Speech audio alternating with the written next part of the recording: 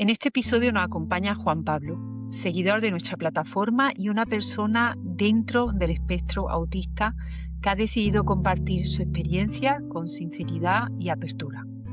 Juan Pablo nos habla de cómo se siente hoy frente a la realidad actual del colectivo, de los retos que enfrenta en su día a día, pero también de los avances, los aprendizajes y las pequeñas grandes victorias que muchas veces no se ven. Desde su propia vivencia nos invita a escuchar sin prejuicio y a comprender desde la empatía. Además, Juan Pablo nos cuenta cómo nuestra plataforma ha sido un apoyo en su camino, un espacio donde se ha sentido escuchado, acompañado y respetado. Esta conversación no busca dar lecciones, sino abrir diálogos, tender puentes y recordar que cada historia es única y valiosa. Te invitamos a quedarte, escucha con atención y déjate tocar por un testimonio real, valiente y profundamente humano. ¿En qué momento empezaste a sentirte fuera de lugar, a notar cierta desconexión con el colectivo? Que yo salí del armario tarde. De hecho, yo no salí del armario, yo casi me sacaron del armario. La circunstancia es muy larga de contar, pero yo desde antes yo ya tenía la percepción, la sensación de que yo no era heterosexual. Me atrevería a decir que casi desde niño. Entonces, yo conforme pasaba el tiempo llegaba a la convicción de que sí, de que yo era homosexual, incluso a ciertas personas cercanas les comentaba que yo era homosexual, pero en la salida del armario, digamos, oficial, que para mí yo lo considero delante de mis padres, ¿no? Cuando ya lo haces delante de tus padres es cuando se puede decir que es la salida del armario oficial, pues fue de una manera, digamos, accidentada, ¿no? Entonces, el caso es que mi salida del armario fue tardía y mi contacto con el colectivo LGTB no apareció hasta más tarde. O sea, si ya mi salida del armario fue tarde, digamos que mi incorporación al colectivo, ¿no? Mi exposición al colectivo también fue tardía.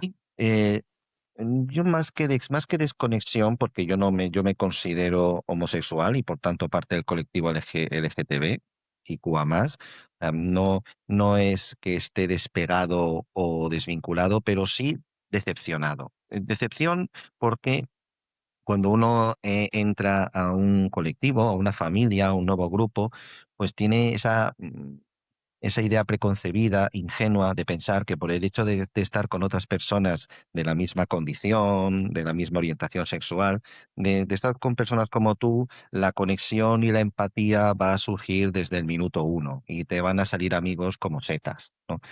Y nada más lejos de la realidad, porque ser homosexual, en definitiva ser LGTB, no te hace mejor persona. No es un certificado de bondad ni es una garantía de buena conducta y de integridad moral.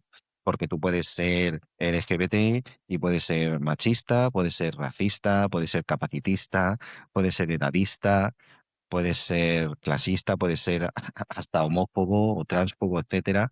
Entonces, al final pasa que después de todo tienes la impresión de que no estás seguro en ningún sitio, porque si estás entre heterosexuales, pues van a buscarte las cosquillas por tu lado homosexual. Pero si estás dentro del propio colectivo, pues a lo mejor porque no eres lo suficientemente musculoso, porque no perteneces a determinada subcultura, o votas a un determinado partido político, o no acudes a determinados lugares de ambiente o por cualquier otra condición personal que, repito, que por el hecho de ser del colectivo no nos hace inmunes. Lo que me ha hecho sentirme decepcionado más que desconectado es esto que te he comentado, ¿no? El pensar que para ser parte del colectivo tienes que ser de una determinada manera y no debería ser así. ¿Qué cambio has notado en los últimos años en cómo se vive la identidad dentro del colectivo? Yo creo que, perdón, desde mi punto de vista, lo que le ha afectado al colectivo no es muy diferente de lo que le ha afectado a la sociedad en general, ¿no? Lo que sí pasa que dentro del colectivo, pues estas dinámicas, ¿no? Estas problemáticas que afectan a toda la sociedad, pues a nosotros pues, nos afectan de una manera particular. Y yo creo desde mi percepción, que lo que más nos ha afectado es el individualismo y también el sistema capitalista que nos hemos dado, ¿no? Yo creo que el individualismo nos perjudica en la medida en que eso debilita nuestra identidad, ¿no? Porque con eso pues se pierde el sentimiento de comunidad, el sentido de pertenencia, ¿no? Los lazos de, digamos, familia escogida, pues que debería haber entre nosotros. A decir verdad, somos un colectivo vulnerable. Esto no, esto no nos lo podemos quitar, ¿no?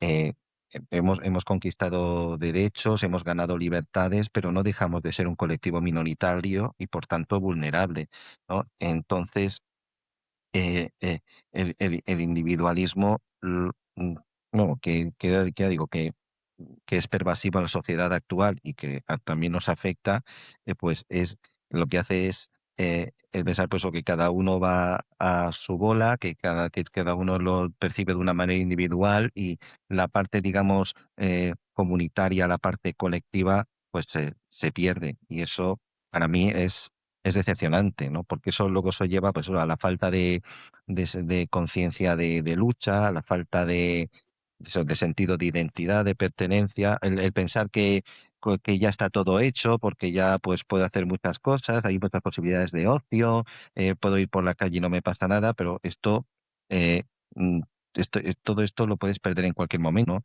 ¿no?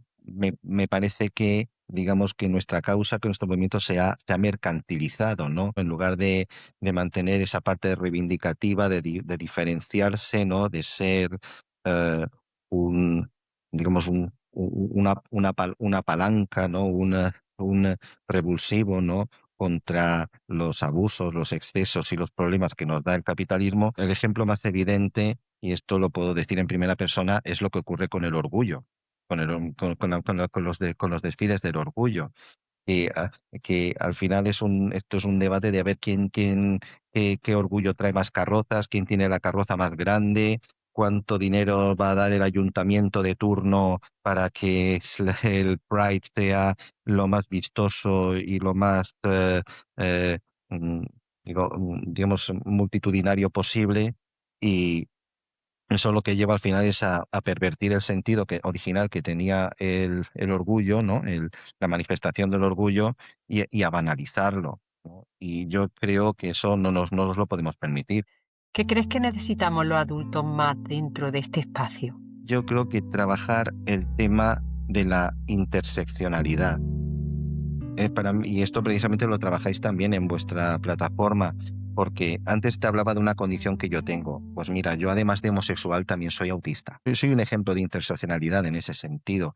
Y antes comentaba que no, que tenemos el error de pensar que de que por ser homosexuales, pues ya digo, tenemos como una garantía de buena conducta y no podemos cometer el error de ser eh, discriminatorios con otras personas de otros colectivos y yo creo que precisamente por el hecho de pertenecer a un colectivo vulnerable y, mm, y minoritario como el nuestro, eso nos debería llevar a ser empáticos, solidarios con personas que también pertenecen a otros colectivos vulnerables y minoritarios y que no son excluyentes en absoluto, sino que sí, o sea, digamos que se retroalimentan, hay incluso vasos comunicantes, hay personas que pueden pertenecer a un grupo y a otro y, y se cruzan. O sea, de ahí la interseccionalidad. Eh, y creo que son pocas las personas que pueden decir que solo soy homosexual o solo soy lesbiana o solo soy trans o solo soy... No, no.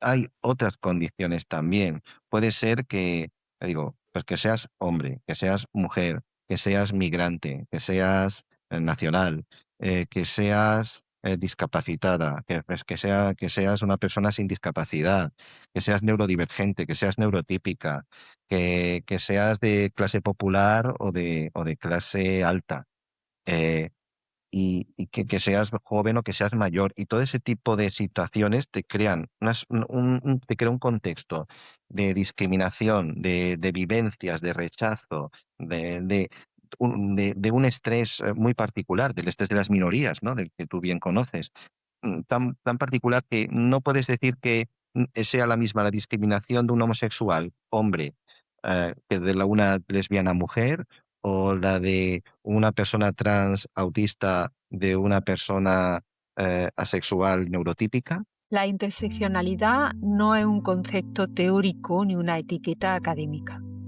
Es una experiencia vital que atraviesa la identidad, el cuerpo y la mente. Cuando Juan Pablo habla de ser homosexual y autista, de ser neurodivergente dentro de un colectivo ya de por sí vulnerable, nos recuerda que nadie vive una sola realidad. Las identidades no se suman de forma lineal, se cruzan, se entrelazan y generan vivencia única de estrés, discriminación y también de resiliencia. En salud mental esto es clave. El llamado estrés de las minorías no se manifiesta de la misma manera en todas las personas, lo sabemos. No es igual la carga emocional de un hombre gay neurotípico que la de una persona trans autista o la de una lesbiana migrante. Cada cruce de identidades crea un contexto distinto de exposición al rechazo, a la incomprensión y al silencio, y por tanto requiere miradas más sensibles, más amplias y menos simplificadoras. Juan Pablo también señala algo que como plataforma asumimos como una responsabilidad ética. Pertenecer a un colectivo históricamente discriminado no nos vacuna automáticamente contra reproducir exclusiones. Al contrario, debería empujarnos a una empatía más activa, a reconocer que dentro de nuestras propias comunidades también existen desigualdades, jerarquía y dolores invisibilizados. Cuidar la salud mental implica reconocer estas realidades sin competir por quién sufre más, sino entendiendo que cada vivencia es legítima y particular. Implica crear espacios donde las personas no tengan que fragmentarse para ser aceptadas y donde no se les pida elegir una sola parte de quiénes son para poder encajar.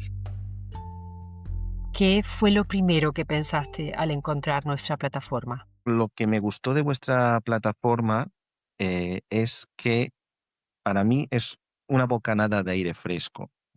Es, es la aportación, ¿no? Es el poner sobre la mesa un punto de vista nuevo, ¿no? Sobre lo que significa, sobre cómo es vivir siendo del colectivo. Eh, a mí, nuestra plataforma me ha ayudado a entender, bueno, a confirmar que no hay una sola manera de ser homosexual o lesbiana o trans o bisexual o cualquier persona eh, de orientación y género diverso, ¿no? Y para mí esto es muy liberador porque precisamente como te comenté en la respuesta a la primera pregunta, eh, no hay una sola manera de ser homosexual, no hay un molde único para todo el mundo. Se puede ser homosexual y no salir a los lugares de ambiente y está bien. Se puede ser homosexual y no pertenecer a ninguna tribu urbana o subcultura dentro del colectivo y también está bien. Eh, eh, eh, y no por eso merecemos ser o cuestionados o que alguien nos diga, pues tú no eres lo bastante del colectivo si no eres de determinado grupo o determinada cultura o votas a determinado partido político o tienes este estilo de vida, ¿eh? Porque eh, al final somos personas y todas las personas somos diversas, únicas y especiales, y eso es justo lo que nos enriquece, y hay personas pues que no encajan en ninguno de estos grupos y eso es igual de válido. En fin, eso porque no se puede reducir a estereotipos cerrados y limitantes donde parece que todo el mundo tiene que encajar en alguno. No es obligatorio que así lo sea. Ya digo, también porque yo salí tarde del armario, pero yo considero que yo por encima incluso de mi homosexualidad está mi persona y a mí pues me pueden gustar más unas cosas y no otras. Y eso es tan respetable como al que le guste más salir al ambiente, al que le guste más determinados espacios de ocio, etcétera, pero que eso, que lo bonito de iniciativas como vuestra plataforma es que es no obligarnos a posicionarnos. Esto, el hecho de ser del colectivo no te obliga a posicionarte, ¿no? Porque tu vivencia, tu sistema de creencias es único y particular por tu contexto, por tus experiencias, por tus vivencias, todo esto. Y lo que me parece que si es del colectivo, tienes que votar a partidos de izquierdas, ¿no? Tienes que formar parte de este grupo de los Twinkies, de los sosos, de las musculocas, ¿no? Entonces, y esto para mí es importante saberlo, es importante que lo reconozcamos, ¿no? Vale, que son unas realidades que están ahí, y está bien, pero no es obligatorio ajustarse a un determinado molde. Porque mientras tú tengas claro que perteneces a un colectivo minoritario y vulnerable y que tienes que defender tu dignidad y tus derechos, mientras tú tengas claro todo eso, a partir de ahí, pues uno puede ser monárquico o puede ser republicano. ¿Qué diferencia ves entre este espacio y otro que has conocido? Y pues yo diría que la diferencia está en que este es un espacio transversal, ¿no? Y que trata temas que son verdaderamente necesarios para el colectivo, sin caer en lo demasiado superficial, en lo demasiado lúdico o en lo que es demasiado político, ¿no? Y, por supuesto, las dos partes son necesarias porque las personas del colectivo tenemos el derecho a tener nuestro ocio, ¿no? A nuestros espacios de ocio. Es necesario hacer política, evidentemente, pero yo por lo que he visto es que los espacios son, digamos, con una determinada demarcación política, ¿no? Una determinada orientación política, ¿no? Y solo se habla de política, o solo se habla de la parte lúdica, de la parte festiva, la parte más superficial, digámoslo así. Entonces, me parece que vuestra plataforma es adecuada porque trabaja la parte de la salud mental, que para nuestro colectivo es fundamental. Ten en cuenta que somos un colectivo vulnerable, minoritario, con el estrés propio del estrés de las minorías, aunque tenemos eso, más problemas de salud mental, más tasas de suicidio que el colectivo heterosexual. Entonces, a mí el que se trabaje la parte de la salud mental es muy importante, es fundamental, ¿no? Porque que esa es la parte de humildad que deberíamos tener como colectivo, ¿no? Porque más allá del orgullo, más allá de las fiestas de drag queen, más allá de la parte lúdica, que por supuesto es necesaria, pues esta parte no la debemos perder de vista, ¿no? Debe estar presente, ¿no? En nuestra realidad. Y por eso me gusta vuestro espacio, porque ya digo, es un espacio transversal, es un espacio equilibrado donde se habla de lo que a mi juicio, como persona del colectivo, importa, ¿no? Que está bien que también haya, te digo, otros espacios más políticos, otros espacios más lúdicos, pero que no sea o todo lúdico o todo reivindicación política, que también haya espacio, ¿no? Amplio, plural, diverso, ¿eh? Para trabajar otras cosas que importan. ¿Cómo te hemos ayudado en términos de claridad y perspectiva? Pues mira, a mí esta plataforma lo que me ha ayudado precisamente es a darme cuenta de que yo estoy bien como estoy. Tú puedes no ir a locales de ambiente y está bien. Tú puedes no ser promiscuo porque eres asexual por circunstancias de la vida y no por eso dejas de ser homosexual o lesbiana o trans, etcétera. Por eso defiendo tanto la interseccionalidad y el trabajar en equipo y junto. No hay un molde, no hay una forma única de ser homosexual, ni por cómo viste, ni por cómo es su físico, ni por cómo piensa, ni por cómo nada. Todas las formas de ser homosexual, lesbiana, trans, bisexual, asexual, etcétera, todas las letras del colectivo son igual de válidas. Porque claro, no podemos pedir que la sociedad sea tolerante, abierta y plural si no aceptamos ser tolerantes, abiertos y plurales dentro de nuestro propio colectivo. Sería una incoherencia.